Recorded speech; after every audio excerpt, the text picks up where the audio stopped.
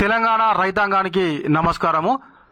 తెలంగాణలో అన్నదాతలు మరియు రాష్ట్ర ప్రభుత్వము ఇప్పుడు చర్చించుకుంటున్నటువంటి ఏకైక పథకం ఏదైతే ఉంది అంటే అది కేవలము రైతు భరోసా. రాష్ట్ర ప్రభుత్వం అయితే రైతు భరోసాకు సంబంధించినటువంటి క్లియర్గా మార్గదర్శకాలను విడుదల చేయడం జరిగింది. మరి అందులో మీరు అర్హులేనా కాదా, ఎవరికి ఈ నెల 26 నుంచి వచ్చేటువంటి రైతు భరోసా కింద 6,000 రూపాయలకు అర్హులు ఎవరు అనేటువంటి విషయాల గురించి అయితే నేను మీకు ఈ వీడియోలో చెప్తాను.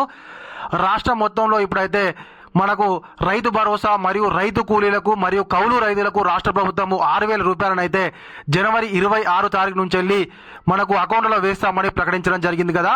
దానికి సంబంధించినటువంటి ఇప్పుడైతే ప్రస్తుతం అయితే రైతు భరోసా గురించి మార్గదర్శకాలను అయితే విడుదల చేయడం జరిగింది. మరి కౌలు రైతులు మరియు రైతు కూలీలకు సంబంధించినటువంటి విధి విధానాలను అయితే ఇంకా కూడా రాష్ట్ర ప్రభుత్వం ప్రకటన చేయలేదు. కాబట్టి కేవలం ఇప్పుడు మనకు జనవరి 26న రైతు భరోసాకు సంబంధించినటువంటి 6,000 రూపాయలు మాత్రమే అకౌంట్లో జమ అవుతాయి. మరి వాటికి సంబంధించినటువంటి మార్గదర్శకాలు, మరి ఎవరు అర్హులు, ఇప్పుడు మనకు రైతు భరోసా 2 విడతల్లో అర్హులైనటువంటి అన్నదాతల అకౌంట్లో రాష్ట్ర ప్రభుత్వం జమ చేస్తూ ఉంటుంది. మరి మొదటి విడతగా ఎవరికి రైతు భరోసా రానుంది అనేటువంటి పూర్తి విషయాల గురించి అయితే నేను మీకు ఈ వీడియోలో చెప్తాను. ఖచ్చితంగా మీరైతే వీడియో చివరి వరకు చూడండి. ఇంకా మీలో ఎవరైనా మన ఛానల్ను సబ్స్క్రైబ్ చేసుకోకపోతే వెంటనే సబ్స్క్రైబ్ చేసుకొని పక్కనటువంటి గంట సింబల్ అయితే నొక్కండి. రైతు భరోసా మార్గదర్శకాలు జారీ, ఆ పట్టాదారులు కూడా అర్హులే. అయితే ఏ పట్టాదారులు ఏంది అనేది ఒక్కసారి చూద్దాం మనము. ముఖ్యమంత్రి రేవంత్ రెడ్డి సారథ్యంలో రాష్ట్రంలో అధికారంలో ఉన్న కాంగ్రెస్ పార్టీ ప్రభుత్వము రైతు భరోసా అమలు దిశగా కీలక నిర్ణయాన్ని తీసుకుంది. సంక్రాంతి పండుగను దృష్టిలో పెట్టుకొని రాష్ట్ర వ్యాప్తంగా అర్హులైన అన్నదాతలకి శుభవార్త వినిపించింది. తెలంగాణలోనైతే సంక్రాంతికి ఇప్పుడు కాదు అప్పుడుగా దరిదాపుగా మనం డిసెంబర్ నుంచి రాష్ట్ర ప్రభుత్వం ఊరిస్తుంది. సంక్రాంతి కానుకగా రైతు భరోసా అని చెప్పేసి అయితే ఊరిస్తుంది. మరి రైతు భరోసా ఎవరికి వస్తుంది, ఎట్లా, దానికి ఎటువంటి మార్గదర్శకాలు అనేటువంటిది అయితే నిన్న విడుదల చేయడం జరిగింది. మరి అవి ఒక్కసారి చూద్దాం మనం. ఇప్పుడు రైతు భరోసాకు సంబంధించిన విధి విధానాలు, మార్గదర్శకాలను విడుదల చేసింది. దీనికి అనుగుణంగా తాజాగా మార్గదర్శకాలు విడుదల అయ్యాయి. దీనికి సంబంధించిన జీవో తెలుగులో విడుదల కావడం ప్రాధాన్యతను సంతరించుకుంది. వ్యవసాయ శాఖ కార్యదర్శి ఎం రఘునందన్ రావు ఈ జీవోను విడుదల చేశారు. అయితే ఏది మనకు రైతు భరోసాకు సంబంధించినటువంటి జీవోనైతే తెలుగులో విడుదల చేయడం జరిగిందట. అంటే జనరల్గా ఏంటి మనకు ఏదైనా కూడా జీవో ఇంగ్లీష్లో వస్తుంది, కాకపోతే దీనికి సంబంధించింది అయితే మనకు తెలుగులోనైతే మనకు వ్యవసాయ శాఖ ప్రధాన కార్యదర్శి అయితే తెలుగులో విడుదల చేయడం జరిగిందట. గణతంత్ర దినోత్సవ వేడుకలను పురస్కరించుకుని ఈ నెల 26వ తేదీ నుంచి రైతు భరోసా పథకాన్ని అమలు చేయడానికి ఇదివరకే రేవంత్ రెడ్డి ప్రభుత్వం నిర్ణయం తీసుకుంది. అయితే దీనికి సంబంధించిన ప్రతిపాదనలపై మంత్రివర్గ సమావేశంలో ఆమోదం తెలిపింది. అయితే ఈ నెల 26న మనకైతే గణతంత్ర దినోత్సవం నాడే రైతు భరోసాను అమలు చేస్తామని చెప్పేసి ప్రకటన చేసిరు కదా. అయితే దానికి సంబంధించినటువంటి దాన్ని కూడా మంత్రివర్గంలో ఆమోదం చేసిరట. అయితే అంతకుముందు ఏమన్నారంటే మనకు సంక్రాంతికి ముందే అని అన్నారు.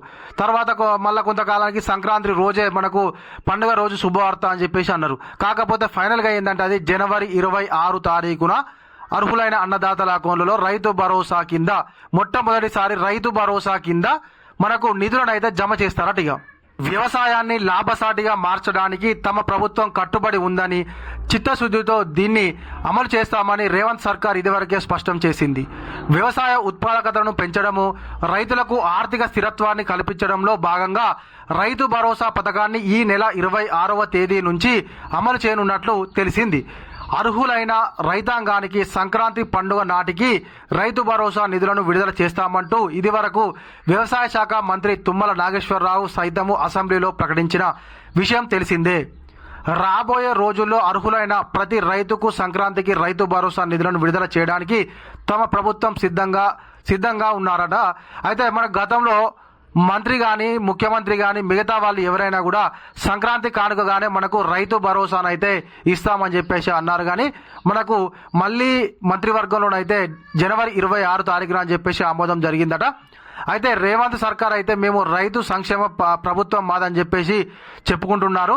కాకపోతే రైతు సంక్షేమ ప్రభుత్వం అని చెప్పుకుంటున్నటువంటి రాష్ట్ర ప్రభుత్వము మరి 15,000 రూపాయలు ఇస్తామని చెప్పి ఇప్పుడు 12,000 రూపాయలకు కుదించడంలో అర్థం ఏంటని చెప్పేసి తెలంగాణ రైతాంగం అయితే ప్రశ్నిస్తుంది. సంక్రాంతి పండుగ నాటికి దీనికి అవసరమైన విధి విధానాలను రూపొందిస్తామని స్పష్టం చేశారు. కేంద్ర ప్రభుత్వం అమలు చేస్తున్న ప్రధానమంత్రి కిసాన్ పథకం విధి విధానాలను కూడా తమ ముందుంచామని పేర్కొన్నారు. వీటన్నింటిపైన చర్చించి విలువైన సూచనలు ఇవ్వాలని మంత్రి తుమ్మల నాగేశ్వరరావు సభకు విజ్ఞప్తి చేశారు. అప్పట్లో అయితే వాస్తవాన్ని చెప్పాలంటే మనకు ఒక 10-15 రోజుల కిందటనైతే ఏదైతే పిఎం కిసాన్కు సంబంధించినటువంటి విధి విధానాలు ఉన్నాయో అవే రైతు భరోసాకు కూడా ఇంప్లిమెంటేషన్ చేస్తాం మేము అని చెప్పేసి రాష్ట్ర ప్రభుత్వం అయితే ఒకానొక సందర్భంలో ప్రకటన చేయడం జరిగింది.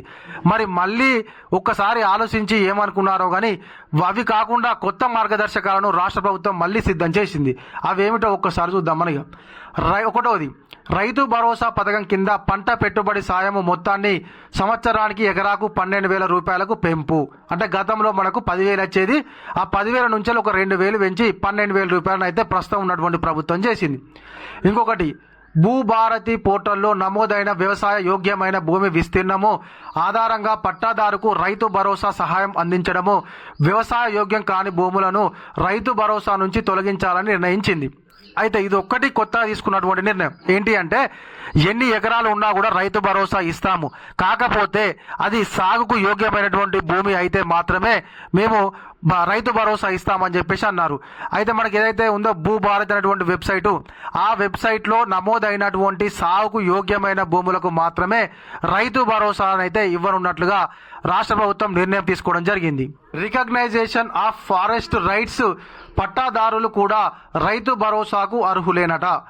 రిజర్వ్ బ్యాంకు నిర్వహించే డైరెక్ట్ బెనిఫిషరీ ట్రాన్స్ఫర్ పద్ధతిలో రైతు భరోసా మొత్తం అన్నదాతల ఖాతాలో జమ చేయడానికి నిర్ణయం తీసుకున్నారట.